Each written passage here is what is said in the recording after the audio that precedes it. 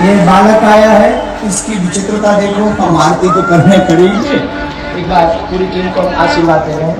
ये इस बालक की जरा करामात तो देखो। ये दिखाया इसने मनोज वम मारुत कुंडली गंभीर अमृतम रेशम बाता राम मंदिर भी बनाया, अगला पगला बाबा भी बना दिया, हनुमान जी को भी बना दिया, और ये मयंक को बहना ने बनाया। सभी बहन बताओ, दोनों को ताली बजाओ।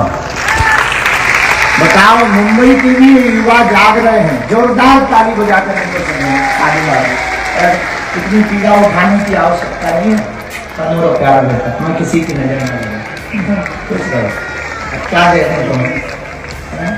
तुमने तो इतना बड़ा वो बनवा दिया, वो माला देते हैं। ये हमारा बंशा है।